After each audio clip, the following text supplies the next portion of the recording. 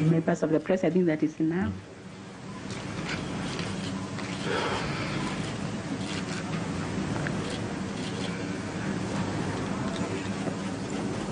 Your Honor, I'll now ask the commissioners to introduce themselves to you, and I'll start with the Honorable Commissioner, DCJ, on my right.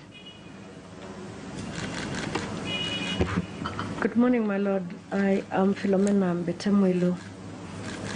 I represent the Supreme Court on this commission. I'm also the Deputy Chief Justice of the Republic of Kenya. Thank you. Good morning, Judge. Good morning. I'm Patrick Eshohi. I represent Public Service. Thank you very much. Good morning, my Lord. Good morning. My name is David Majanja, Judge of the High Court. I represent Kenya Magistrates and Judges Association. Appreciate it. Good morning, my Lord. Good morning. I am Evelyn Ulwande, Chief Magistrate. I am the female representative of KMJA. Pleasure to meet you. My Lord, good morning. My name is Machari Njero. I represent the Law Society of Kenya. Asante sana. Good morning, Judge. My name is Felix Koske. I represent the public. Thank you. Morning, my Lord. It's good morning. My name is Mohammed Warsame. Welcome. Karibu. A very good morning, my Lord Justice Nduma Nderi. Kihara Kariuki. I am the Attorney General, and I'm on this panel by virtue of my office. Thank you very much. Your Honor, my name is Olive Mugenda, Commissioner representing the public and chairing these interviews. We also have the JSC Secretary and Chief Registrar of the Judiciary, Honorable Anna Madu, with us, and you could just kindly show you. We also have Honorable Wilfreda Mokaya, the Registrar JSC, right there at the corner. Thank you very much. A few housekeeping issues, Your Honor. Please feel free to ask any commissioner to repeat a question if it's not clear. Seek clarification. I'm also asking my fellow commissioners to also be precise in their questions and also keep to the time we have agreed. After 2 hours, Your Honor, we are going to take a short break, and Madam Anne will lead you to a place where you can have that break. So we will now start the interview, Honorable Judge, and I'll put the first question to you. Honorable Judge, tell us why you are the best qualified candidate to be our next CJ. Therefore, tell us your personal and professional journey briefly, and any other information you want to tell us to demonstrate that you are the best qualified candidate for this job. Thank you. Thank you very much, Madam Commissioner. I was born and raised in Embu County, Runyenje Sub-County, where I grew up and I attended my primary school education. I was born of a mother who was a teacher and a father who was a headmaster. And I attended school from nursery school to standard 7 in the school where my mother was a teacher and my father was a headmaster. So the values which, well, to later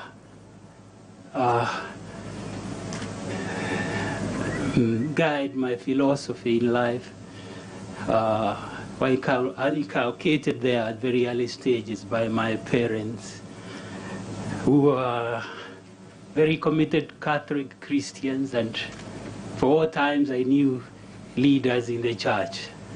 And so they taught me values of honesty, caring about others, especially the neighbors,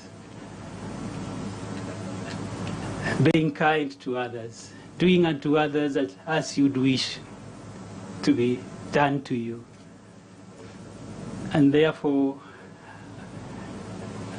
that was my anchor and my true north. I completed my school in my primary school there in Kiambua Primary School, which was, and my home was just a few meters away from the school, and it still is. I went to Kangaro High School for my O levels.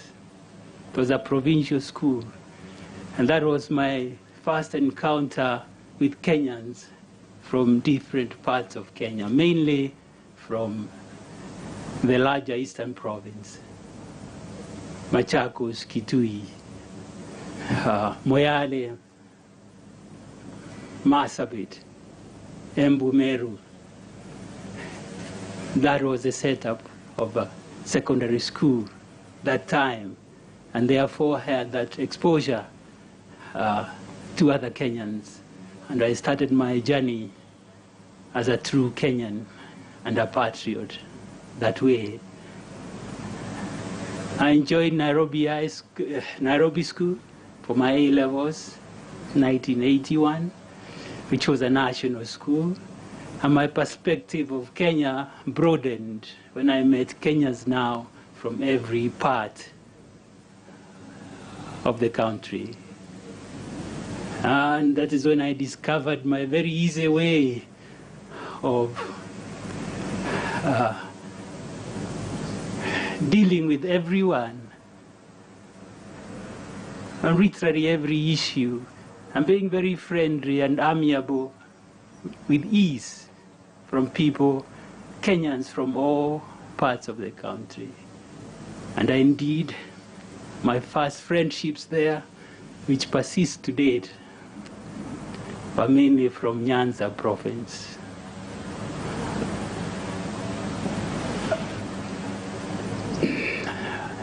I completed my A levels in 1982, and unfortunately, there was the attempted coup that year. We had to wait for a good 2 years to join the university in September 1984. This, Madam Chair, is very important in the context of today, where we have so many anxious parents and children who have had to forego school now for many months due to the COVID pandemic. My message to them is there is hope. It has happened before. We waited for 2 good years because of that nasty experience to join university. And therefore we became the first Kenyans, young men, to join the National Youth Service as we awaited to join the university. It was useful training, just like happens to policemen and the military, for discipline purposes. And I enjoyed the experience for the months we were there. And in September '84, we joined the university. Early 1985, it did not take long before we had one of the so-called Mwandawiro riots. I think they are so infamous in the manner in which they were suppressed by the armed forces, because so many of us were injured. Even I think we lost a few students in that riot. The students were in full military uniform from the National Youth Service in participating in that riot. It was nasty. And again, we found ourselves at home for almost another 8 months, reporting to the chiefs and with directions that no one should remain in Nairobi and we should all take our uniform to the chiefs in the village. And that is what happened. I was reporting daily, every morning, to go and just sit at the chief's camp until we were recalled back at the university. So cumulatively, that group lost about 3 years of learning.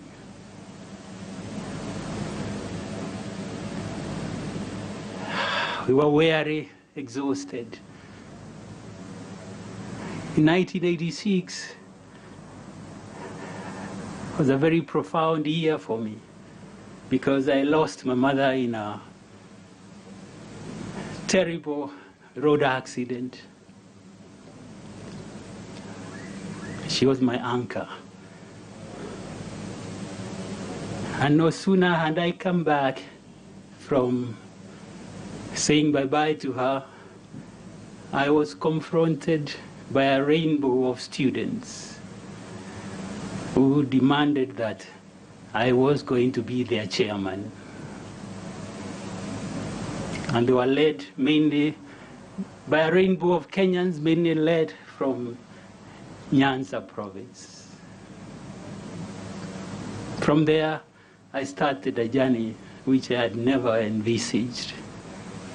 I was elected chairman of SONU.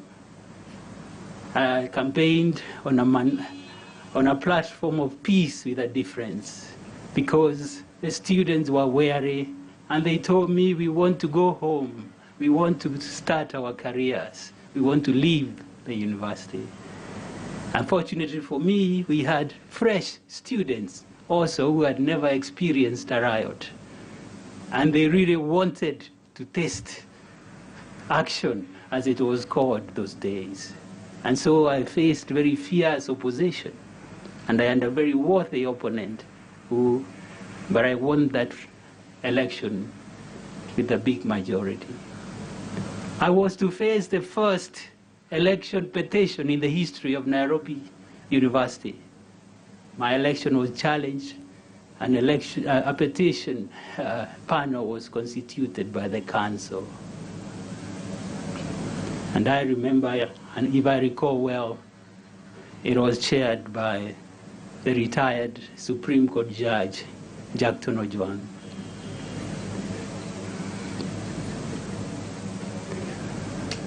I was successful in that petition, and I continued with my leadership. And I introduced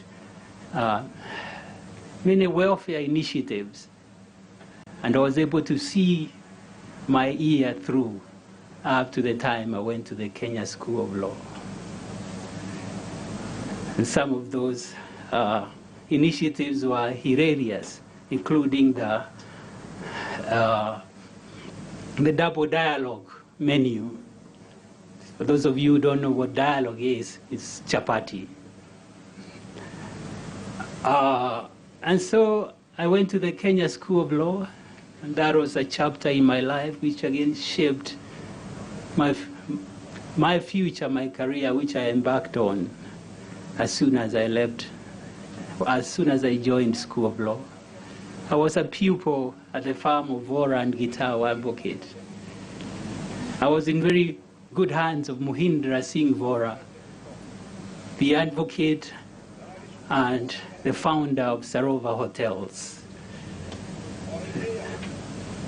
And in him I learned great qualities of servant leadership, which I espouse to date. He walked me in that year like his own child through paces of career nurturing.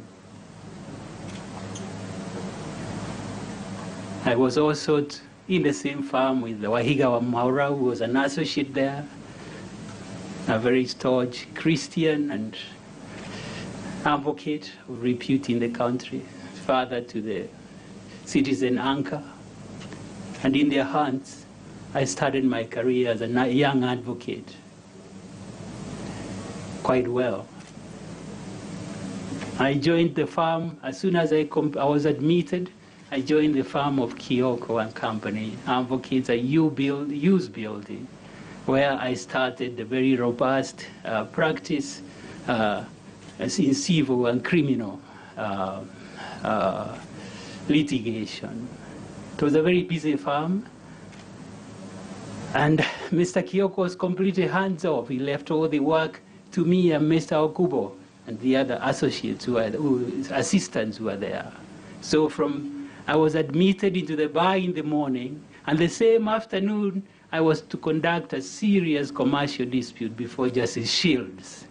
That's how I started my career. And so, my courage, my practice from day one was very well anchored. Kioko is today a judge of the African Court of Peoples and Human Rights at Arusha. And after exactly 1 year, one morning, Mr. Kioko came to the office and told me, Matthew, I have been appointed as the head of legal by the African Union, AU, and I'm leaving in a very short time. I want you to talk to all the clients you've been serving, and he said the same to Okubo and others, and I will allow you to, if the clients so wish, to take over all that work because I'm leaving. And that is how I found myself very quickly into my own practice at a very tender age. That's how it happened. And I cut my teeth, mainly doing very many cases in Machakos, Kitui, where a lot of work was, and many parts of Kenya, because it was a busy practice which I took over with my colleagues. And so I was very well anchored in litigation at a very young age. And soon my clients pushed me in a direction which led me to defending the leading lights in the second liberation of Kenya. Because we had forged very close relationship with Kadango, George Anyona, Professor Oyugi, Godho Kariuki, who I came to defend for a whole 1 year in the corridors of this building, largely on pro bono basis.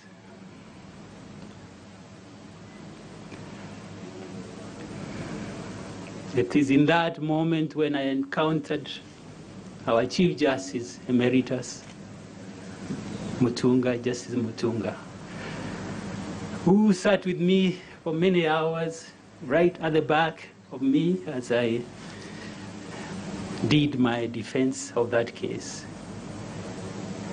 under the leadership of Paul Moite, Senior Counsel, Muturi Kegano, Charles Nyachai, with whom we mounted a very formidable defense.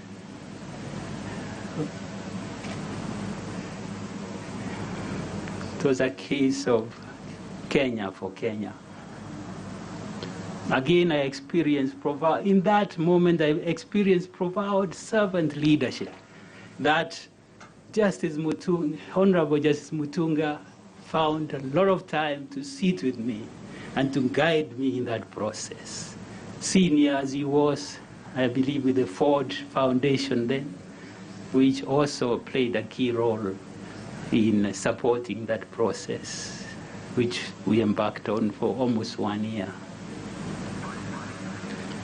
Young as I was, at 28 years, I was given key roles in that trial, including the conduct of the trial within trial, including making an application for recusal of the team from the DPP's office. After we came to our attention that they were complicit in the extraction of the confessions in the Nyayo chambers. We also made an application for an inspection in loco at Nyayo House. And that immediately overnight led to the gazettement of Nyayo House as a security zone, because there was vehement denial that there were no cells in the 9th floor and the basement of that building where those confessions were extracted. And so we were unable to, the court was disallowed all our applications, including they admitted those confessions which were taken in those dark cells. And of course, that came to pass. They were convicted and sentenced to many years. Those days, it was not easy to get to proceedings to mount an appeal. And so, again, I was tasked with that duty of getting the proceedings typed as quick as possible. It was not easy. And again, I encountered servant leadership from yet another Singh, Kata Singh, who volunteered his daughter to type all those proceedings in record time. And that's how we were able to mount and lodge an appeal. And before we could even go for the first mention, the case was conceded by the prosecution. And the accused persons, after suffering for several years, were released from committee prison.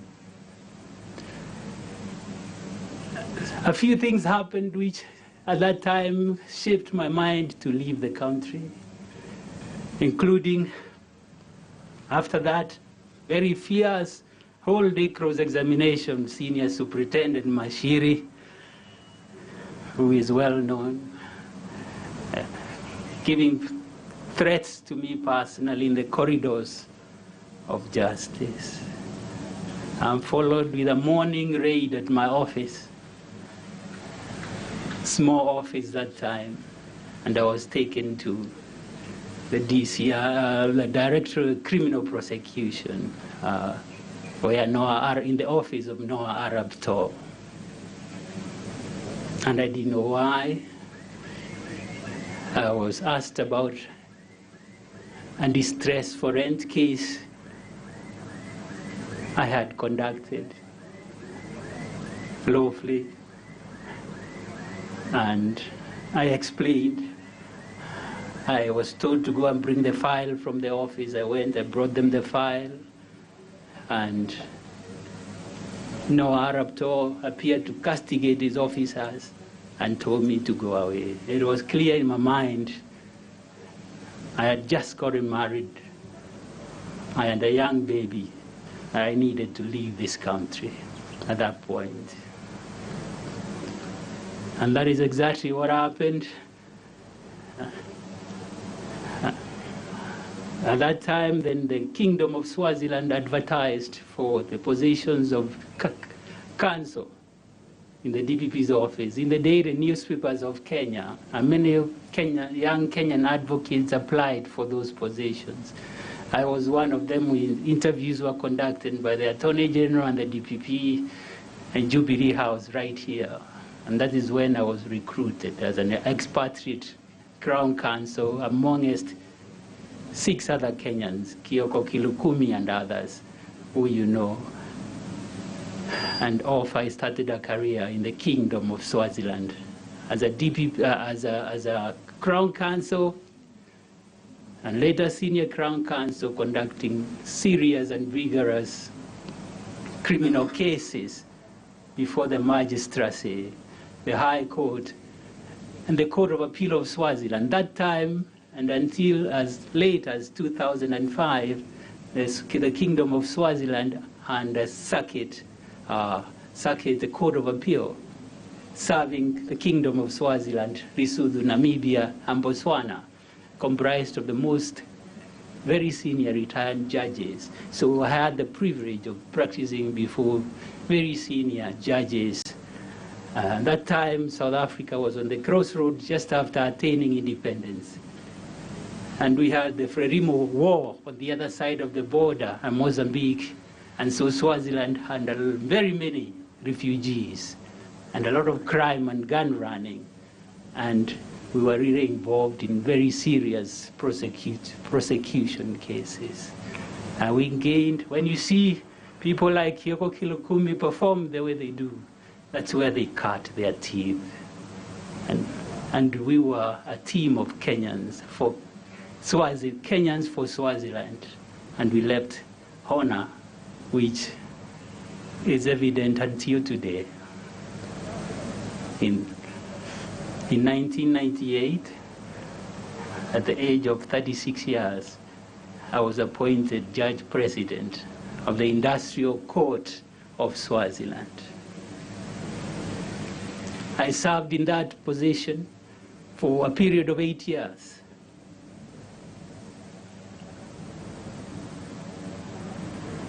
Until the year 2006. But really in 2002, after Kenya experienced that transformation, it's when I started thinking about coming back, and I gave notice that I had the intention of not renewing that last contract. But I faced a lot of opposition from the kingdom who wanted me to stay until the last day. The Minister for Justice then, Prince David, who's brother to the king, walked with me up to the airport the last day, still asking me to stay and serve the kingdom. I did not say that in the same year I lost my father. And so being the bigger boy in our family, I felt also the need to come back to my country. And that's how I came back with a letter from my Chief Justice, Anna Dale, to the Chief Justice of Kenya, greetings, and asking if his judge could translate into the judiciary. I never passed the secretary's door with that letter. That is how far we've come in this country. And I was lucky to join the Federation of Kenya Employers as the head of legal and industrial affairs, where I served the employers diligently with honor. And in that year, actually, I had the privilege of sitting with all the stakeholders, parliamentary committees in finalizing the 2007 labor laws. So I was completely involved in the crafting of all the labor laws we have today. In that 1 year, I served in that for the Federation of Kenya Employers. I cut my teeth in collective bargaining and advocating for employers, engaging with the unions, and hence, I must say, I have got very good skills in conflict management, in consensus building, which I believe is very crucial in the office we are seeking today. With the honor, you can fast forward now to your position as the judge. Yes. To fast track that, I quickly joined after 1 year, I joined the East Africa community that is imported, Madam Chair, where I served for 5 years and honed my diplomatic skills, consensus building.